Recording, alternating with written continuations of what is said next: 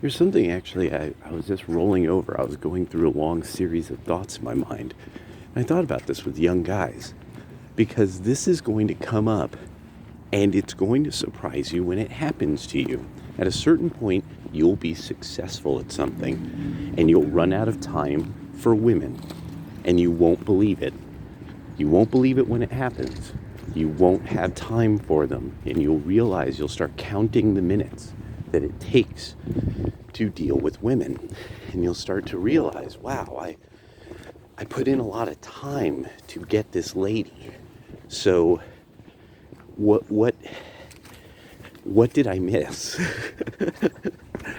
And then there's going to be the issue of kind of a demand for you to be successful at something and the appreciation of you being successful at something. This is why, to some degree, it's not just the testosterone wafting off of you, but the weightlifting. Weightlifting ends up showing that you've done something and you've been good at it.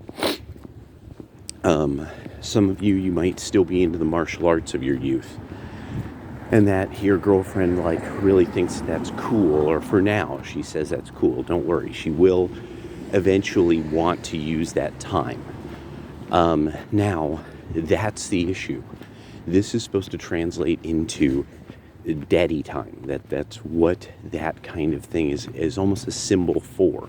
And it does make sense. We put too much on pursuing the arts into our adulthood and pursuing our kind of youthful hobbies into our adulthood, which really is not appropriate.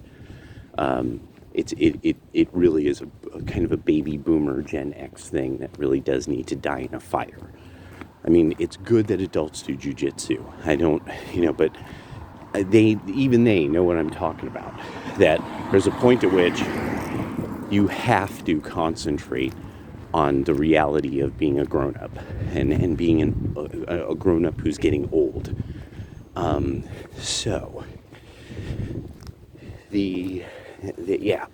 So it's going to surprise you at a certain point when you're working a lot.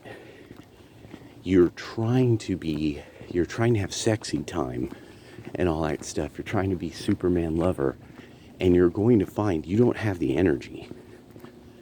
It won't even be like you're tired. It will just be a feeling of being deeply worn out. And that's kind of one of the first stages of you realizing, okay, now I've got to choose my battle. Am I going to be doing this job that takes this many hours per week, or am I going to be in quote unquote quality time? And this is the hard choice. At some point, there we go, rocking the shoe. At some point, and it will really surprise you. Young men are surprised when this happens, because I've had conversations with guys who've come to this age where they're like, I find her attractive. I like my girlfriend, blah, blah, blah. But I don't have time to do this, and the other. I don't have time to fuck around with this game she likes playing of getting mad about things I say, and it's like, when we have to get something done, we should get it done. And you're starting to think like somebody who has to earn the money for the family, who has to be in control of the family, because you're the only one really paying attention to the clock. And this is also something this is what brought me to this, is women not paying attention to the clock. And that there comes a point at which many women in our society have come to this, that they are no longer marriageable. And the hard part about this is what this translates to, because it took me a while until Aaron Clarey blurted it out. And it took me a while to see this, but what fundamentally is being said is you're unworthy of love.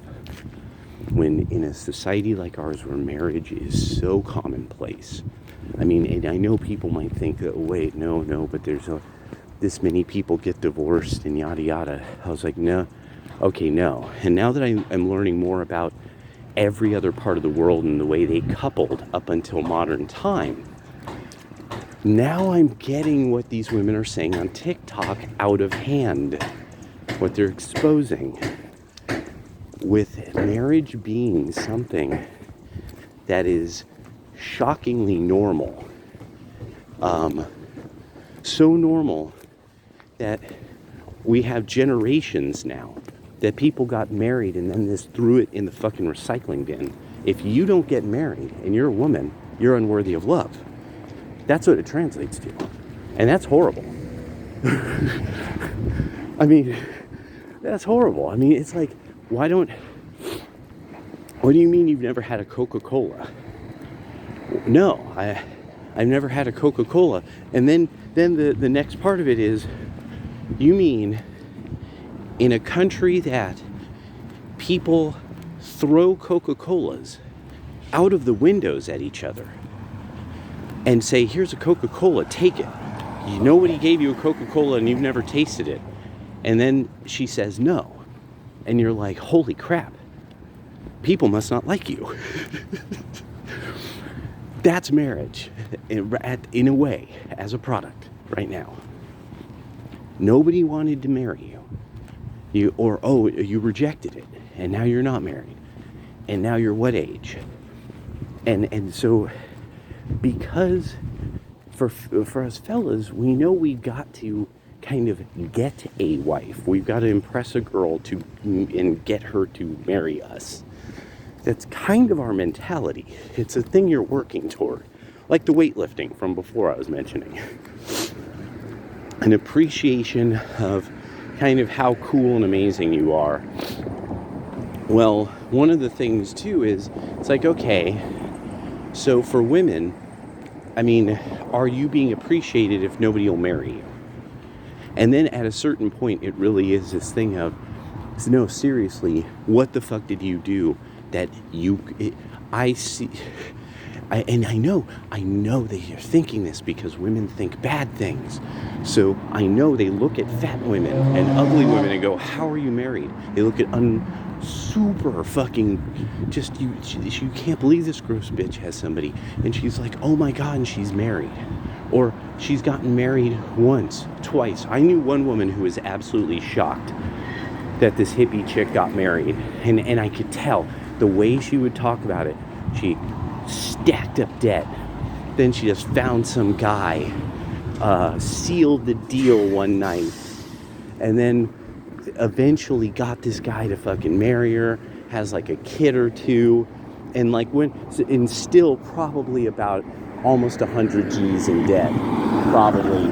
And from a total bullshit psychology program she went through, and it was real crap. It was really how to rip off rich white liberals. It was that kind of program.